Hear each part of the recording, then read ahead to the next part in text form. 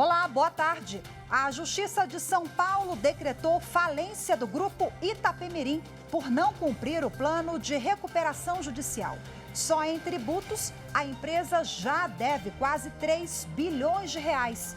Mas e agora, como é que fica a situação dos passageiros que não conseguiram reembolso pelas passagens compradas?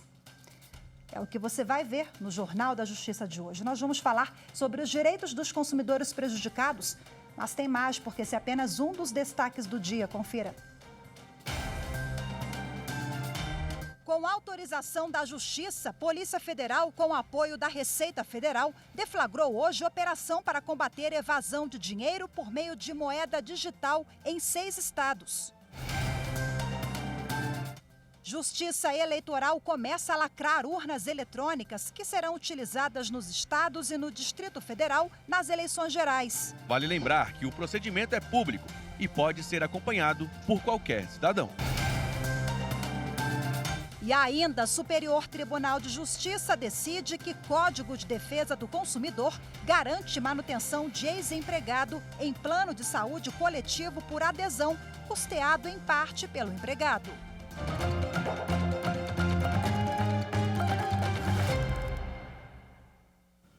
Com autorização da Justiça, a Polícia Federal, com o apoio da Receita Federal, deflagrou hoje uma operação para combater a evasão de dinheiro por meio de moeda digital em 6 estados. A suspeita é que a organização criminosa, que atua até no exterior, tenha movimentado mais de 61 bilhões de reais durante 4 anos. A operação ocorreu em São Paulo, Minas Gerais, Rio de Janeiro, Paraná, Santa Catarina e Pernambuco.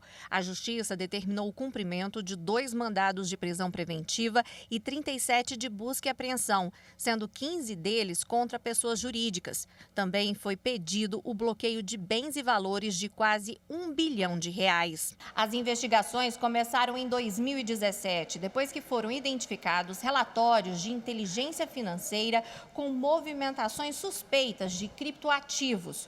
Como a questão é complexa e as movimentações financeiras são grandes, a polícia e a Receita Federal dividiram os investigados em 3 grupos. O primeiro deles, chamados de arbitradores, é apontado como responsável por buscar grandes ativos virtuais em países como Estados Unidos, Singapura e Hong Kong, para vendê-los no Brasil. Esse grupo teria remetido para o exterior mais de 18 bilhões de reais com documentos que ocultam a origem nacional dos valores, já que as empresas americanas que negociam criptomoedas não aceitavam compra com recursos oriundos do Brasil. Outro grupo é apontado por comprar e revender os ativos virtuais para pessoas físicas e jurídicas que já teriam se envolvido com movimentações financeiras ilícitas. O terceiro grupo é suspeito de ser formado por empresas fantasmas que adquiriam os criptoativos para lavar dinheiro. Segundo a polícia e a Receita Federal, de 2017 até 2021, foram movimentados mais de 61 bilhões de reais por meio do sistema formal de bancos. Os investigados vão responder por crimes como evasão de divisas, lavagem de dinheiro e associação criminosa.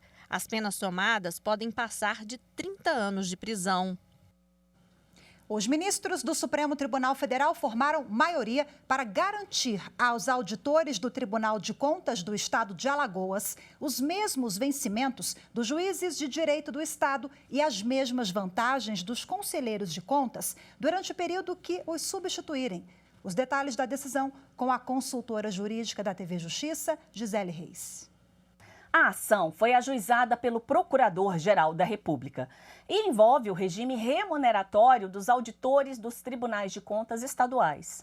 Leis alagoanas estabeleceram que os auditores, quando estivessem exercendo suas atribuições funcionais ordinárias e quando substituíssem os conselheiros do Tribunal de Contas do Estado, deveriam receber a mesma remuneração dos juízes de direito estaduais. Embora o julgamento no plenário virtual ainda não tenha sido concluído, já há maioria formada pela compatibilidade das normas com a Constituição Federal. Os ministros que se pronunciaram até agora acompanharam o voto da relatora ministra Rosa Weber pelo reconhecimento da semelhança entre as funções desempenhadas pelo Tribunal de Contas e pelos órgãos judiciais, já que as atividades ordinárias do auditor incluem a presidência e instrução de processos, relatoria com proposta de decisão, além da participação direta nos julgamentos do tribunal. O voto da ministra apontou várias decisões do STF reconhecendo o direito dos auditores receberem os mesmos vencimentos de juízes de direito por também se submeterem ao regime jurídico da magistratura. A proximidade com o modo de trabalhar dos magistrados tem como consequência a equivalência do padrão remuneratório. O mesmo vale para o auditor estadual, que de forma temporária substitui o conselheiro. A remuneração do auditor durante o período da substituição deve abranger as mesmas vantagens que são atribuídas ao conselheiro do Tribunal de Contas. Isso decorre do princípio da isonomia e não fere a Constituição. A terceira turma do Superior Tribunal de Justiça decidiu que o Código de Defesa do Consumidor garante manutenção de ex-empregado em plano de saúde coletivo por adesão, custeado em parte pelo empregado. Com base na súmula 608 do STJ e aplicando o Código de Defesa do Consumidor, os ministros da terceira turma entenderam que a situação de manutenção de empregado demitido em plano de saúde contratado na modalidade por adesão, mas patrocinado em parte pelo empregado, se equipara à modalidade de plano coletivo empresarial. Na origem do caso, após demissão, o empregado público e os dependentes dele ajuizaram a ação para conseguir manter a família no plano de saúde. O empregado fazia parte de plano coletivo contratado por uma associação em benefício de seus associados, mas custeado parcialmente pela empregadora. Os argumentos tiveram como base uma previsão da lei que dispõe sobre os planos e seguros privados de assistência à saúde. O artigo 30 da Lei 9.656, de 1998, prevê que, no caso de exoneração ou de rescisão de contrato de trabalho sem justa causa, é assegurado ao trabalhador o direito de manter sua condição de beneficiário do plano, desde que assuma o pagamento integral das mensalidades. A operadora alegou que o contrato foi celebrado na modalidade coletiva por adesão, o que não contemplaria o direito reivindicado pelo ex-empregado. O Tribunal de Justiça de São Paulo julgou procedente o pedido do empregado, considerando que o plano seria equiparado a um plano empresarial devido ao benefício concedido pela ex-empregadora na forma de patrocínio de parte da mensalidade. No STJ, o relator do processo, ministro Paulo de Tarso Sanseverino, observou que o caso analisado é singular, porque, embora o plano tenha sido celebrado na modalidade por adesão, contou com o patrocínio da empregadora, o que é típico dos planos empresariais. Devido à falta de norma específica para o caso, o relator utilizou a súmula 608 do STJ e aplicou subsidiariamente o Código de Defesa do Consumidor, em especial o artigo 47, que impõe um vetor interpretativo favorável ao consumidor. O voto do relator foi seguido por todos os ministros do colegiado.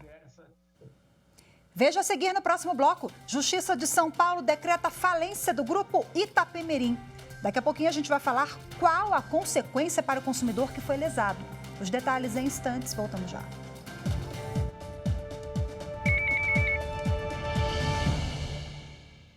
A urna eletrônica, uma vez ligada na tomada, funciona de forma isolada, ou seja, não há conexão com a internet, não há conexão com nenhuma outra rede que possibilite o acesso remoto aos seus dados. Nela, há 30 camadas de segurança, fora as diversas etapas de auditoria. O sistema eleitoral brasileiro ele é confiável, não só pela constatação técnica inerente a ele, mas também pelo nosso histórico de eleição.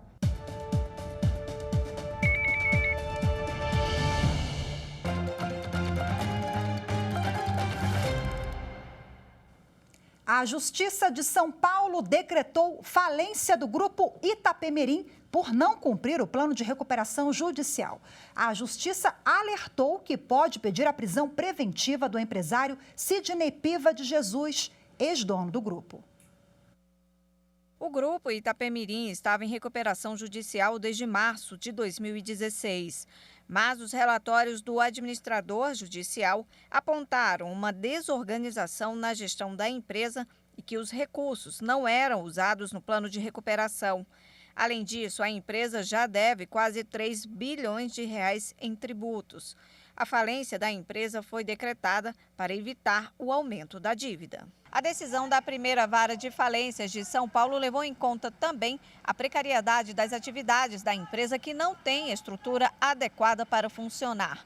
Com a decisão de falência, o juiz determinou que os bens do Grupo Itapemirim sejam vendidos em 180 dias. Até lá, imóveis, linhas e guichês serão arrendados para a empresa Suzantur. O juiz determinou ainda a indisponibilidade dos bens do empresário Sidney Piva de Jesus e demais acionistas da Itapemirim e alertou que eles podem ter a prisão preventiva decretada com base na lei de falência. O passaporte de Piva já foi apreendido pela Justiça. Durante a pandemia, o empresário conseguiu a flexibilização do cumprimento do plano de recuperação e criou a companhia aérea ITA. A empresa operou por apenas 6 meses e encerrou as atividades dias antes do Natal. Os passageiros que tiveram o voo cancelado não foram realocados, nem receberam o valor da passagem de volta. A Secretaria do Consumidor do Ministério da Justiça multou a Itapemirim em mais de 3 milhões de reais, mas os consumidores ainda não foram compensados pelos prejuízos. Bom, para a gente explicar agora como é que fica a situação desses consumidores lesados, eu converso ao vivo de forma remota com o advogado Benjamin Barros. Olá, seja muito bem-vindo, boa tarde.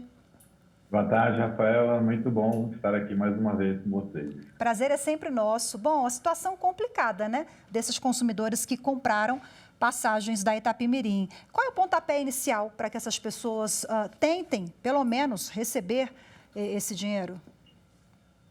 É uma situação muito delicada porque os consumidores, digamos que entrariam em praticamente último lugar no rol dos credores, né? Mas, assim, o que conforta, e até passou na reportagem, é que foi deferido pelo juiz essa possibilidade do arrendamento pela empresa Suzano, né, de transporte. Isso vai possibilitar, se vier a ser assinado o contrato, que as atividades continuem para quem já comprou, né, passagens, enfim, serviços. Agora, para quem já tem processo judicial, tem débitos e precisa cobrar isso na justiça, vai ter que habilitar esse crédito na falência. E para fazer isso, o pontapé inicial seria entrar no site da administradora judicial, porque ela é responsável por trazer ao processo o rol de credores. Nesse caso, é a empresa EXM Partners. Ela tem um site, que é esse nome, né, praticamente, já tem ali um link para você, como consumidor, fazer o seu cadastro, trazer o seu crédito a ser recebido para que seja levado à falência esse crédito, para futuramente entrar na fila do recebido. Isso agora, pode ser já feito tiver passado no âmbito dos juizados especiais ou a pessoa precisa constituir um advogado? Eu diria que o primeiro passo seria realmente constituir um advogado, porque é um procedimento bem técnico. Eu não iria sugerir que um leigo fizesse, né? Tem regras específicas na lei de falência. Né? O senhor falou há pouco que os consumidores são ali o último da fila, né? Por quê? Que fila é essa? Primeiro são os trabalhadores e a empresa também deve milhões de reais à justiça, né? Por meio de multas e tal, que ela não pagou até agora. Então, o consumidor é o último em virtude de lei, mas aí tem o CDC, a proteção ao consumidor. Como é que fica? Uma lei não se sobrepõe à outra? Isso, apesar de ter essa legislação especial do consumidor, a lei de falências também é uma legislação especial e ela faz uma espécie de juízo universal que todos os bens, enfim, tudo que vier de execução fica destinado para esse juízo de falência. Então, em razão disso, tem um rol definido pela lei que ele tem que ser respeitado. Infelizmente, o consumidor, nesse caso, não teria um benefício ali de preferência. Vão vir os créditos trabalhistas até um certo limite de 150 salários mínimos, tem as garantias reais, tem também os créditos tributários, e aí os quirografários, que são os consumidores, vêm ali mais para o final mesmo. Considerando o tamanho da dívida, não sei se os bens serão suficientes para quitar esses débitos, né? Mas tem que se habilitar lá como consumidor o crédito, né? E tentar receber, sem dúvida. Meu Deus, agora, aquelas pessoas que procuraram o PROCON, como é que fica a situação? Vai invalidar aquela possível ação que já tramitava ali no âmbito dos PROCONs e agora vai ter que migrar para várias falências? A orientação seria promover a ação judicial mesmo, seria um título cabível para poder habilitar. Tem os contratos também que podem ser juntados, né? Mas o ideal seria partir para a via judicial mesmo. Doutor Benjamin, agora quem comprou via uma agência de viagem ou outras plataformas, uma empresa parceira da Itapemirim, essa pessoa consegue reaver esse dinheiro com essa empresa parceira? Há uma responsabilidade solidária juridicamente? Aí é possível, sim. Considerando o Código de Defesa do Consumidor, que responsabiliza também aquela cadeia de intermediários, e hoje em dia é uma coisa muito normal, né? Comprar passagens, pacotes turísticos por meio de alguma plataforma, né, que oferece esses pacotes. A única ressalva que eu faria é porque lá nos termos e condições pode ser que tenha alguma cláusula que tire a responsabilidade dessa plataforma se vier a ter uma falência, um caso fortuito, algo imprevisível. Mas se não tiver, é discutível, pode ser atingido na justiça, né, uma decisão favorável para não receber da Itapemirim, mas dessa plataforma, né, que intermedia.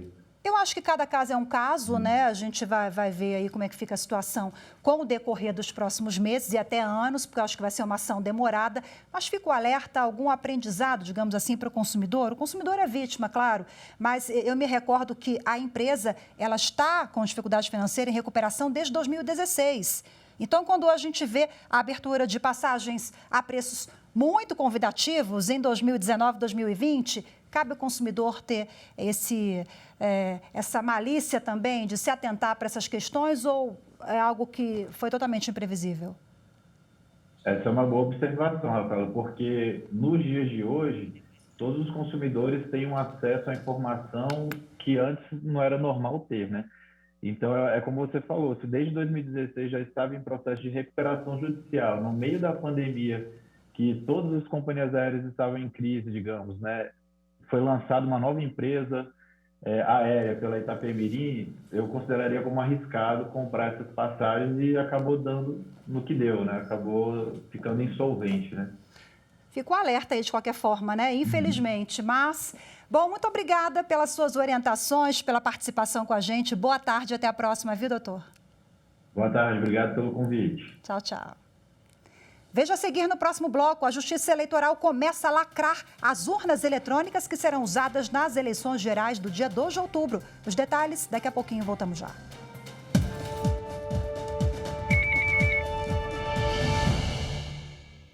A urna eletrônica garante que o maior número de pessoas possam participar das eleições por meio dos seus votos.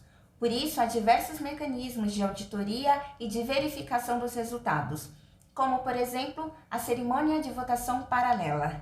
Se você ainda tem alguma dúvida, busque informações sérias e seguras. A urna eletrônica é o portal para a democracia no Brasil. Defendê-la é garantir eleições limpas, transparentes e seguras.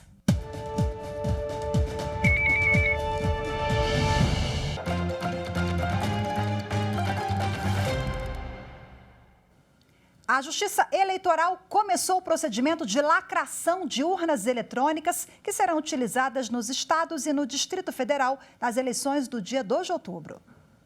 Em Brasília, a preparação ocorre no Centro de Operações da Justiça Eleitoral. O processo consiste na inserção das mídias com os dados dos eleitores e dos candidatos nas máquinas. A cada dia serão lacradas cerca de 1.000 urnas. O procedimento é supervisionado por servidores dos cartórios eleitorais, que são responsáveis pela análise dos equipamentos e entrega dos lacres de autenticidade aos auxiliares de apoio às eleições. A lacração das urnas é um momento especial da Justiça Eleitoral, porque é a reta final da preparação das eleições, quer dizer, a preparação das urnas para os eleitores votarem. Tudo é conferido, fiscalizado pela Ordem dos Advogados do Brasil, pelo Ministério Público, pela Justiça Eleitoral, ou seja, pelos juízes, pelos representantes de partidos políticos. 2 dias antes das eleições, 6.748 urnas sairão daqui para serem distribuídas às sessões eleitorais do Distrito Federal.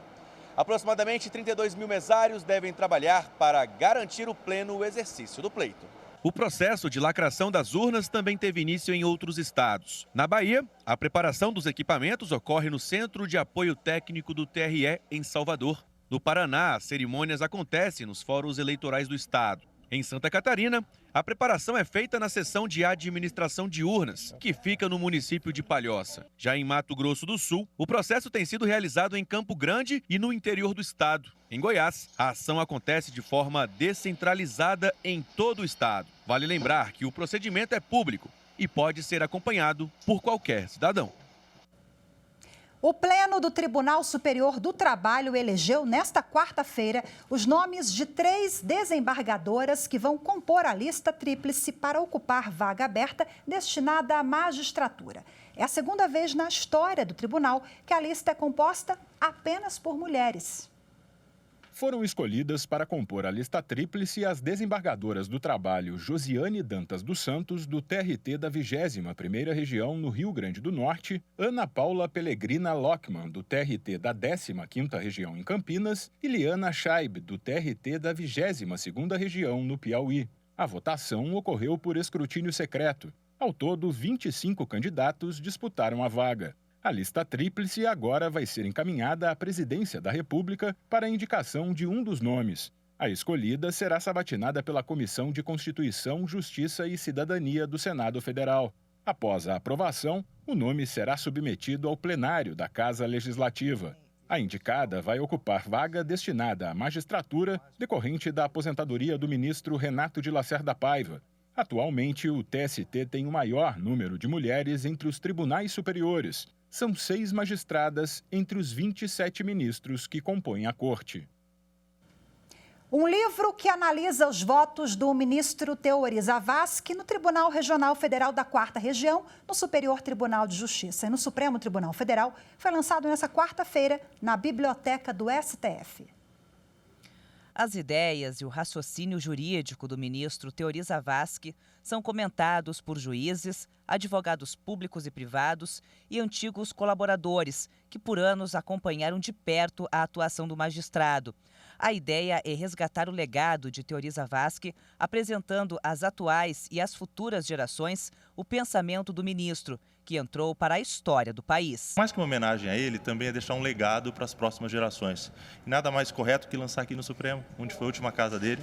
Ele que tem um histórico jurídico muito bonito, que começou na Advocacia Pública Federal, foi procurador do Banco Central, procurador federal, depois desembargador do Tribunal Regional Federal da 4ª Região, na sua primeira composição, foi ministro do STJ por 10 anos e teve aqui também uma passagem brilhante, curta, mas brilhante no Supremo Tribunal Federal. Resgatar esses julgados com comentário de juristas tão importantes, tão abalizados, sem dúvida é algo muito importante para a memória desse grande ministro que tivemos e que vai também auxiliar as futuras gerações na compreensão dos institutos jurídicos mais complexos. A passagem do ministro Teori Zavascki pela magistratura foi de 1948 até 2017, quando morreu em um acidente aéreo. Segundo os autores, o trabalho de Teori constitui uma das mais belas páginas da jurisprudência nacional. Sua atuação de destaque em 3 diferentes tribunais, TRF da 4ª Região, STJ e STF, ao longo de quase 28 anos, representa uma enorme contribuição ao direito brasileiro. São votos paradigmáticos, né? São votos que merecem estudo, são votos que alteraram a jurisprudência de forma muito profunda em alguns casos e por isso merecem o devido estudo. A presidente do STF, ministra Rosa Weber, e os ministros Luiz Fux, Luiz Roberto Barroso e Alexandre de Moraes acompanharam o lançamento da obra na corte. Participar de um momento de celebração da pessoa de um amigo muito querido, de um jurista de escola, de um ministro de ontem e de sempre desta casa. Fico sempre emocionada quando eu falo no ministro Teori, porque talvez não saibam, nós somos contemporâneos na Faculdade de Direito de Porto Alegre da Universidade Federal do Rio Grande do Sul. Então, uma amizade de décadas, um carinho muito especial e para mim foi uma verdadeira honra ter compartilhado da bancada do Supremo Tribunal Federal junto com o ministro Teori. Eu vim trabalhar com ele aqui no Supremo Tribunal Federal e uma imagem marcante que ficou na minha mente e que os jornais publicaram é que era tão constante eu chegar e falar com ele de uma maneira tão amistosa que, quando ele faltou, eu olhei para a cadeira como se ele estivesse lá.